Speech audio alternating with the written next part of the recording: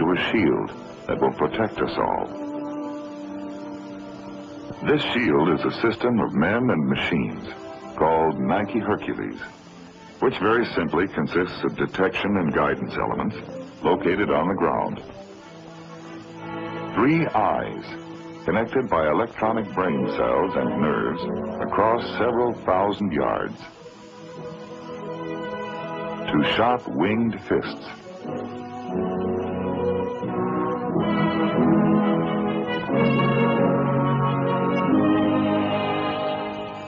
The fists can strike fast and high, and they contain a small new atomic device which can safely defend us against fleets of high-flying bombers carrying atomic weapons.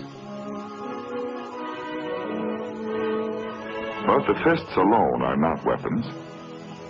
They are only part of a weapons system which coordinates missile, radar, and ground guidance to find, follow, and destroy the enemy. Inside a steel skull nearby, an electronic brain receives information night and day. One radar eye searches and finds the enemy and reports his position. Then another radar turns and seizes upon the target, following it as it approaches and reporting its every maneuver to the computer, while a third radar tells the missile what to do. At the proper moment, the battery commander gives the order to fire. As the missile flies, the computer guides it, and if the target tries to get away, changes the missile's course and commands the target's destruction.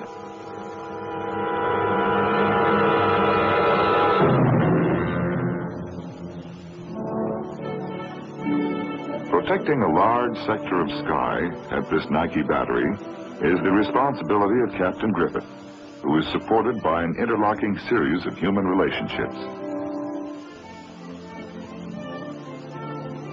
Civilian field engineers and Army ordnance officers are familiar visitors at Nike site. Operational information is constantly being exchanged between designers, manufacturers, and the users of this new system. A system developed to extend our defensive shield and to include an atomic punch.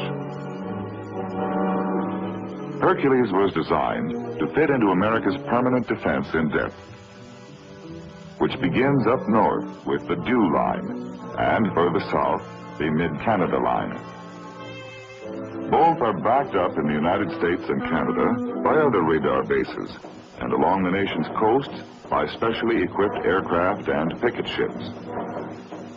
The first line of action is fighter aircraft, and the last, Nike batteries, which guard American factories, cities, and retaliatory bases in an interlocking circle of defense rings,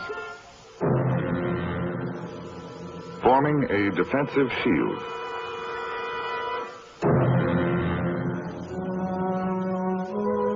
And who is to hang this shield?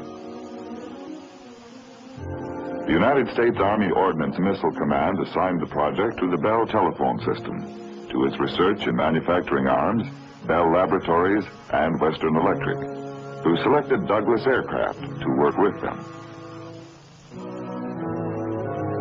These same partners had already made the Nike Ajax systems, now so widely deployed. They were to use many ideas and much equipment from Ajax in producing a new missile big enough to carry the secret atomic device, outlined here as a red cylinder, which could destroy a whole fleet of planes at a blow.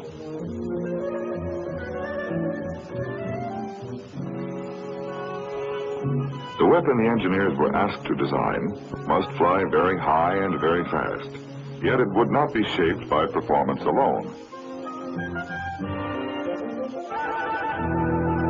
It must also be as simple as possible to make, so that it would be ready to defend us before new enemy planes were ready to attack, and as easy as possible to carry and install and fire in every climate, so that our Army could use its high, fast trajectory and its deadly striking power wherever it might fight. But how is a man to surmount these problems? Only by mounting the broad shoulders of men who have come before him. So the engineers turned first to Faraday and Rayleigh and other pioneer physicists like Maxwell, Heaviside, and Hertz, and the more recent work of their own colleagues. Only in the towering achievements in the pages of the past could they find the stature a man needs to see off into the future. The first step into the future was taken at the Bell Telephone Laboratories, where electronic equipment could simulate a battle between a plane of the future and a defensive missile system of the future. The direction and performance of both target and weapon were stored in electronic brains. So were the ways in which a bomber pilot might suddenly twist and turn at supersonic speed in a program of evasive tactics.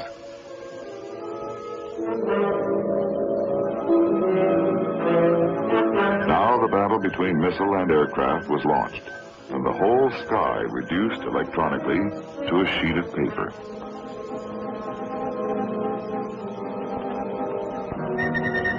If the missile failed to intercept the target and the simulated battle for North America were lost, the dials could spin out a second chance.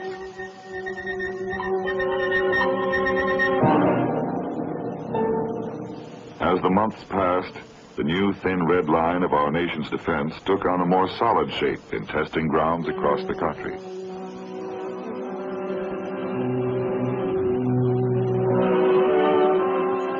The Army Rocket and Guided Missile Agency's facilities at Redstone Arsenal echoed with the power of the new Hercules motor.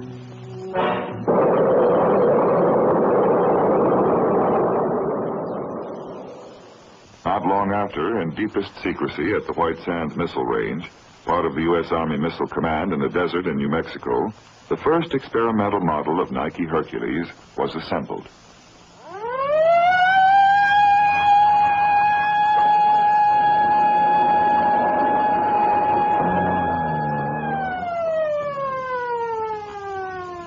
Roger, Command. This is Army Blockhouse. Go ahead, Blockhouse. Our missile preparations are complete. Roger. All looks well here. Complete your safety inspection. To the engineers from across the country who had gathered here at White Sands for the test, the flight of this first missile would be more than an attempt to vault across space. It would be a journey through the wide, expanding world of modern mathematics and physics. When the safety engineer had made sure the area was clear, they would put to the test not only steel and instruments, but ideas, formulae, months of calculations.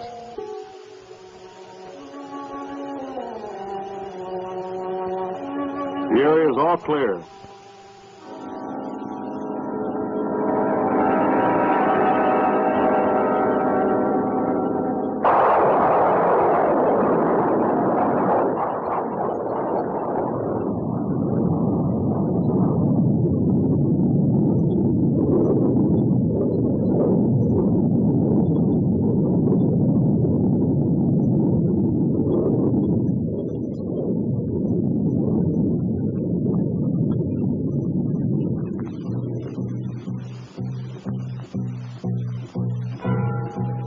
As design and manufacturing engineers and military experts watched the rising track of the missile toward its target on the right, the full story of the experimental flight, which they would later study from many different points of view, was being recorded electronically to the last split second.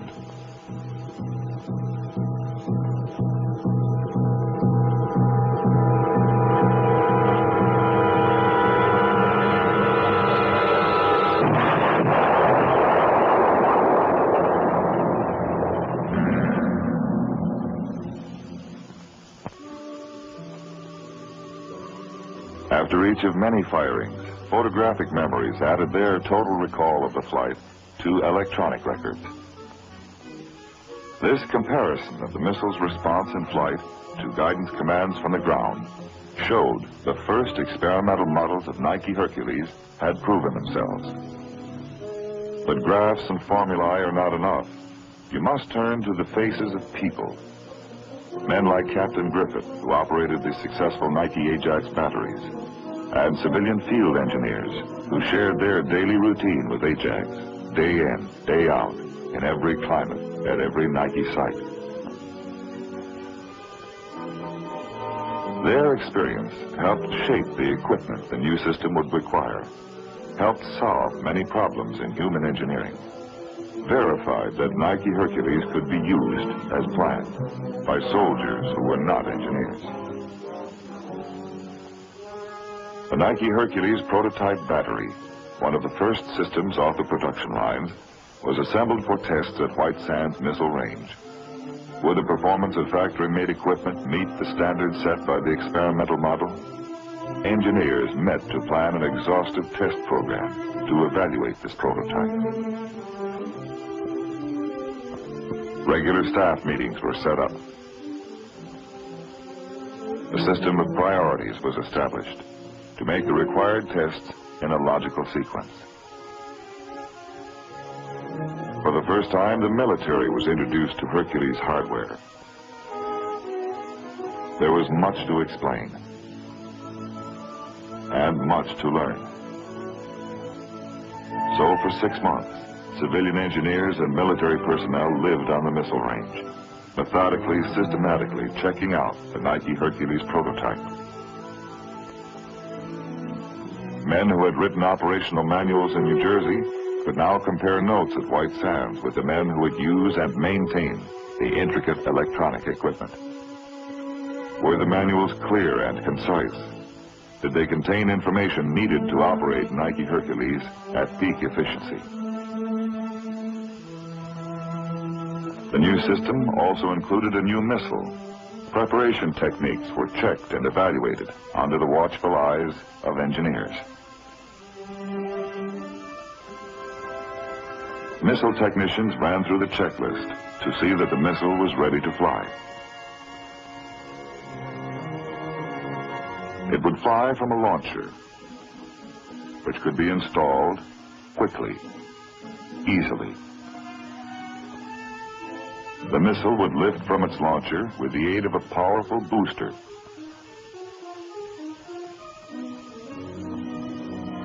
When booster and missile were joined, the missile would be ready for flight, ready to receive guidance to its target.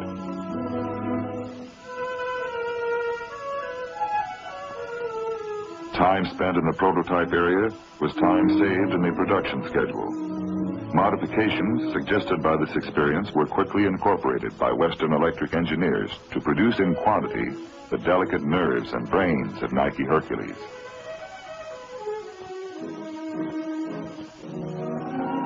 There were many problems in manufacturing the complex new missile system. One was to make sure by careful tests that the many intricate parts of the system always worked properly when assembled together. Another problem, less obvious than lining up instruments against a radar beacon, was to line them up against the irrevocable schedule of America's defense. The making of the guidance system had to be synchronized with the work of hundreds of other businesses, from specialized workshops to the assembly lines of Douglas aircraft, where the muscles and sinews of the new Hercules were taking shape. In every plant, engineers mustered their every skill to make all the mechanical and electronic components of the system ready at the right time and place.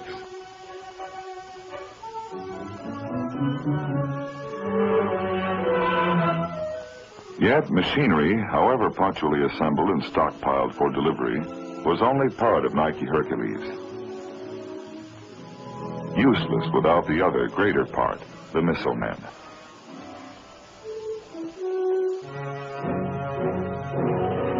To the Army Air Defense Center at Fort Bliss, Texas, came students to master their own particular jobs in the new system.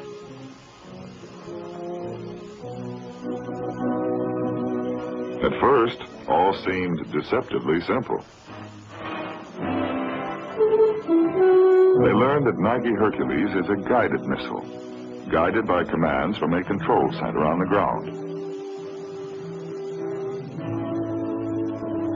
that the parts of each missile would come to them almost ready to fly.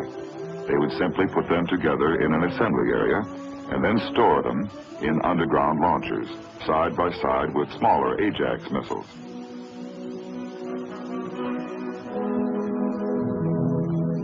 As the men studied, so did their officers. Each officer, like Captain Griffith, would have to know in detail how the entire system works, how it decides where the enemy is, chooses a missile, fires it, guides it. Captain Griffith learned that he would always share the specialized knowledge of civilian and military experts, but that he could never share the responsibility for making the system work. He must possess and instill in his men the special, rigorous discipline of the intellect which modern war requires.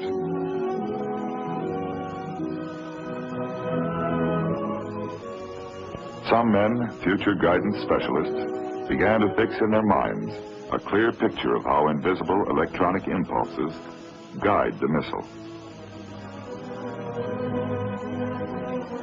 There was so much to understand and remember that at first it seemed impossible to grasp it all.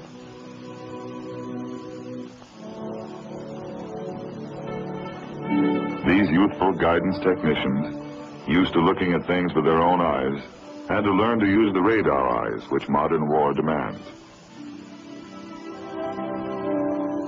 Soon these men would gain confidence in the use of their strange instruments, which need neither sun nor searchlight to see by. Other men became launcher specialists, crewmen who would know how to keep the missiles continually ready to fire.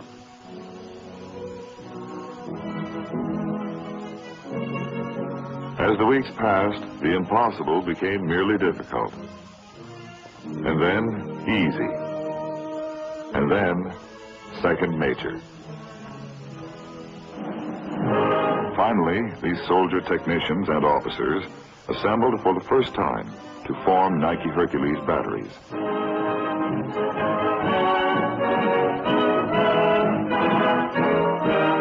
Captain Griffith assumed command of men with skills which had taken many weeks to develop. Now it was his job to weld together the two parts of the system, the men and the machines. As the machines arrived at Fort Bliss, they too were assembled into batteries. The eyes, brains, and fists were brought together for the first time by Western Electric engineers. With Army Ordnance experts, they checked everything, and now they placed each battery, together with a detailed record of how its parts functioned, a profile of its electronic personality, into the hands of the men who would use it. Here was the equipment Captain Griffith and his men would work with and live with from now on, and would take with them to the Nike Hercules base in their home community. As the battery trained, the central theme was safety. Electronic devices prevented accidental firings, but many additional precautions were taken. Red streamers were attached to parts which made the missile unable to fire. Yet even when the parts with streamers were removed, it would take a set of special keys to unlock the awesome power of the missile system. When safety precautions had become second nature to every man, it was time for Captain Griffith to lead his battery on the journey to McGregor Range, a few miles away in New Mexico. Across terrain upon which had been written many a chapter in the history of the United States.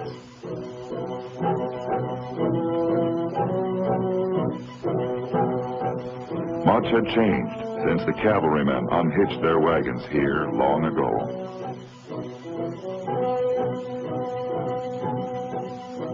The sentries of today, instead of looking out over a few miles of terrain for men on horseback, looked up across a battleground wide as the sky, searching out an enemy faster than sound. The soldiers and the trailers were preparing not for a skirmish, but for a battle for survival. And the carbines of old had taken strange and new shapes. But though much had changed, the traditions of the United States Army remained all along the firing line at McGregor. Range officers controlled the firing of the many Hercules batteries, men like Captain Griffith, who had come here for their baptism of fire, the test of their ability to operate Nike Hercules. Battle stations. Blue status.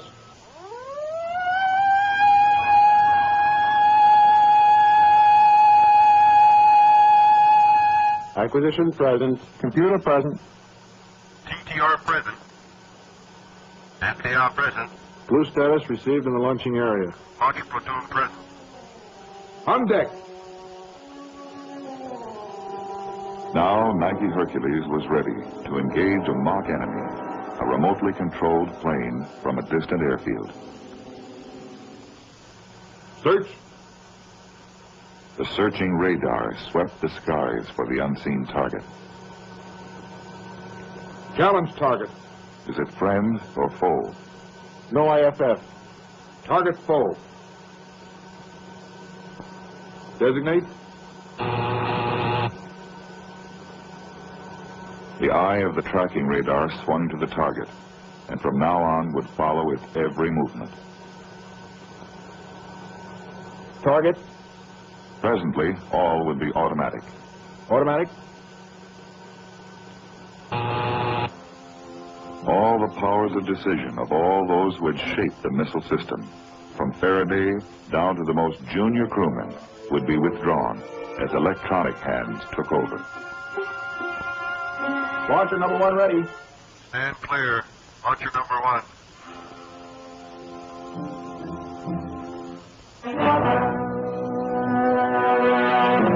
This is what it would be like near our great cities and with the Army overseas if on some awful day the enemy attacked in earnest.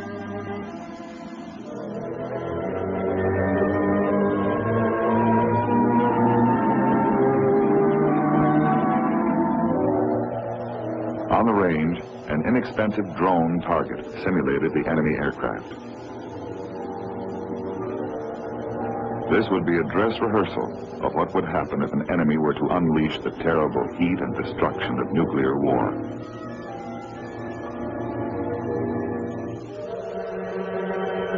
Only when the final careful details were complete would the safety keys release the readied missile to the radar waiting to guide it in its flight.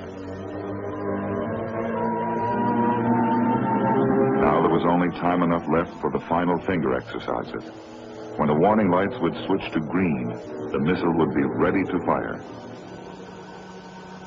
Launching control group ready for action. Acquisition ready for red status. Computer ready for red status. TTR ready for red status. FAR ready for red status. Red status.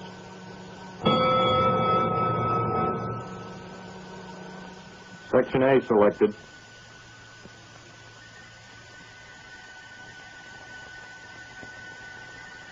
The missile radar pivoted towards the launching area and cast on the missile the electronic beam which would guide it in its flight.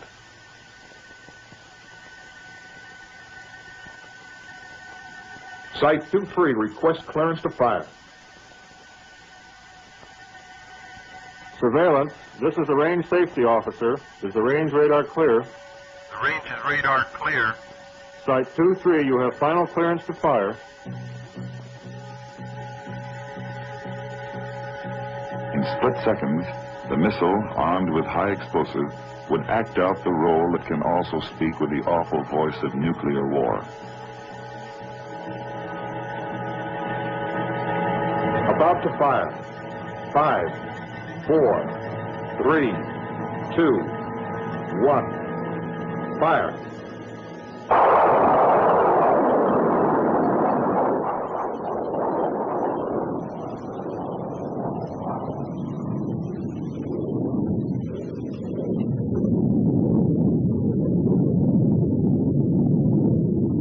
Seconds to intercept.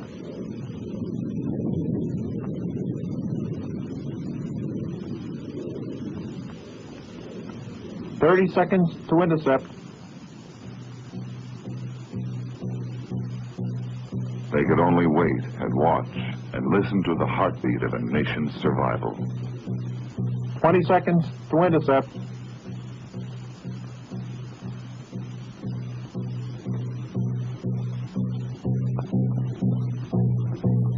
5, 4, 3, 2, 1.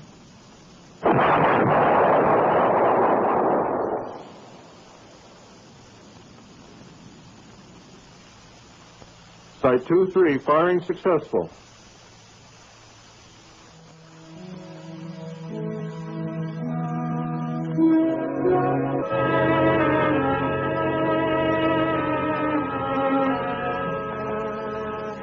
Elm Street dons the peaceful cloak of evening and prepares for another night of rest. But these eyes are never closed. Men and machines are now one. Nike Hercules is our assurance that what might happen will not happen here.